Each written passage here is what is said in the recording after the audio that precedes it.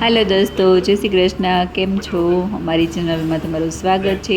તો આજે અમારે દિલ્હીમાં બીજો દિવસ છે અને નાહી ધોઈ ફ્રેશ થઈ અને નાસ્તો કરવા માટે આવી ગયા છીએ અમે લોકો.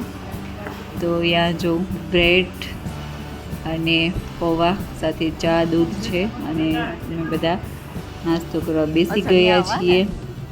બટર બ્રેડ છે, મેં દૂધ લીધું છે અને સાથે પૌવા છે. તો બધાએ નાસ્તો ફાઇનલી કરી લીધો અને હવે બધા જવા માટે નીકળશું. તો બધા જ જો અહીંયા બેગો લઈ અને બસ તરફ હવે નીકળશું અમે લોકો. અને અમારી સાથે 15-16 જણા બીજા પણ છે.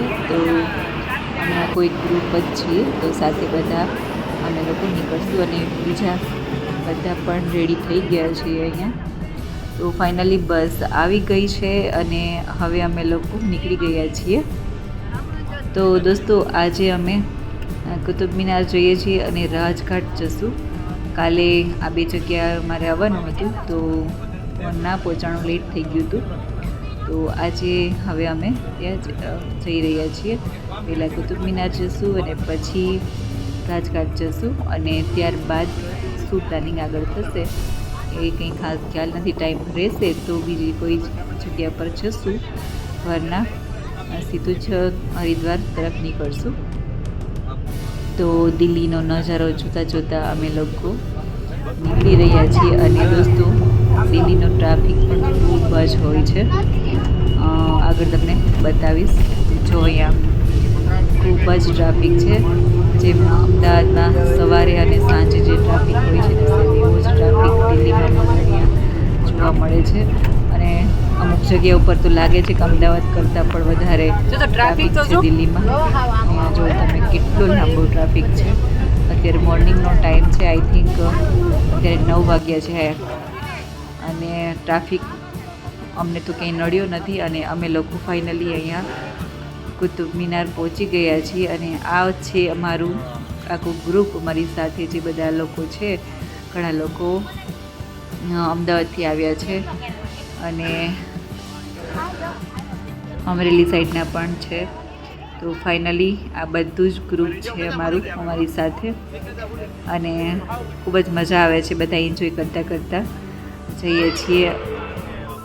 તો ચલો દોસ્તો, હવે આપણે આગળ કુતુબ મિનાર જોઈએ અને પછી રાજઘાટ તરફ જશું. ત્યાર પણ આપણે શૂટ લેશું અને જોશું આગળ.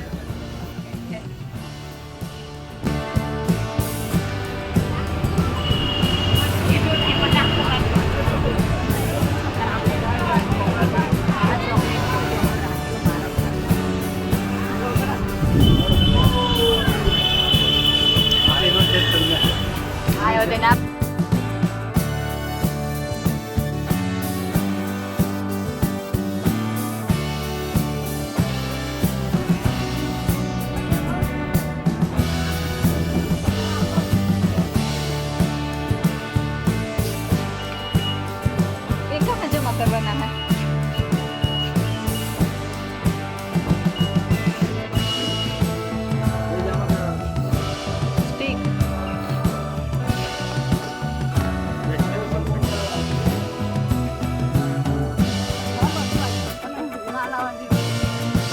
अंदर सिक्योरिटी ने मनाई कर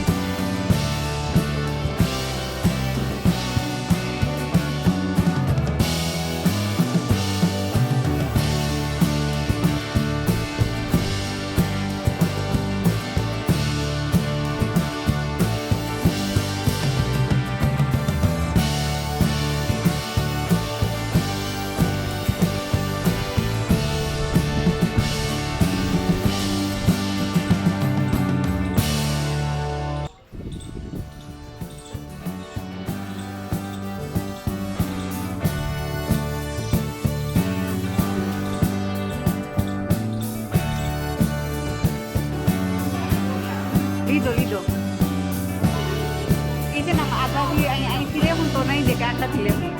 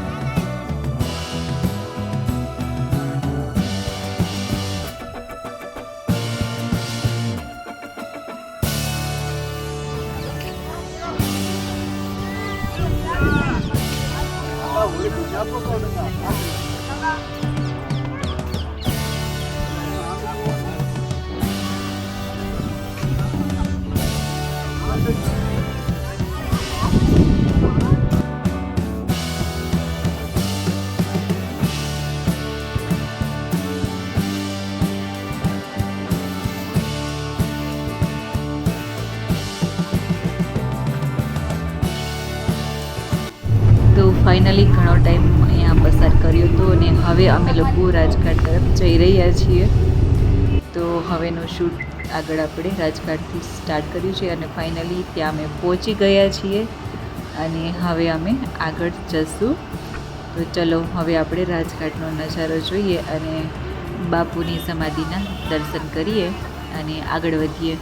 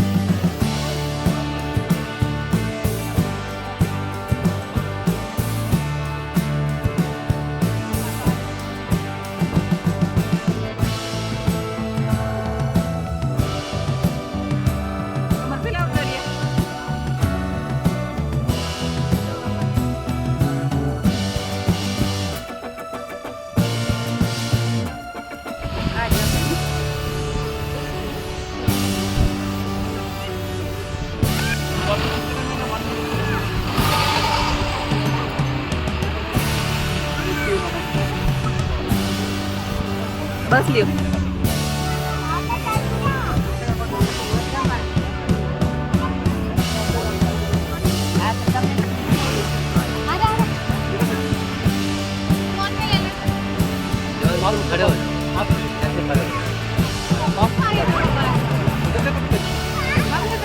બાબુ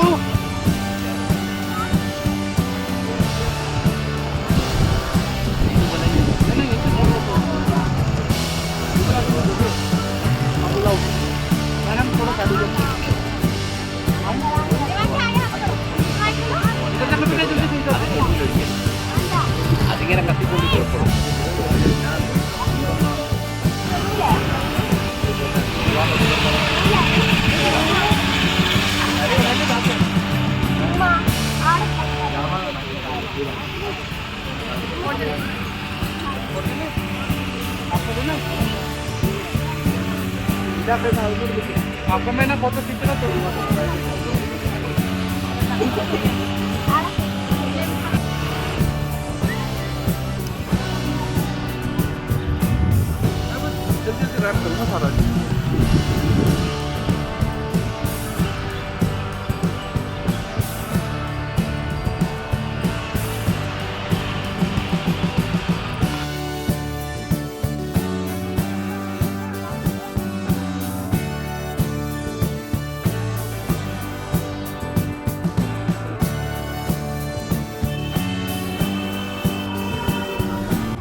તો ફાઇનલી અમે રાજઘાટથી પણ નીકળી ગયા છીએ અને ખૂબ જ મજા આવી, બધાએ ખૂબ જ એન્જોય કરી ત્યાં.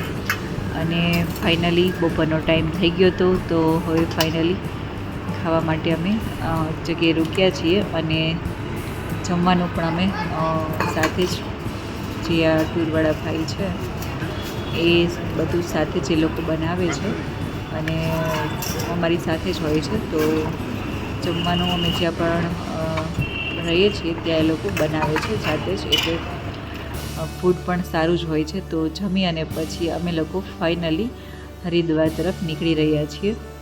તો આઈ થિંક 3 કલાક 3.5 કલાક જેવું થતું હશે, શાયદ 4 કલાક જેવું રન થાય છે.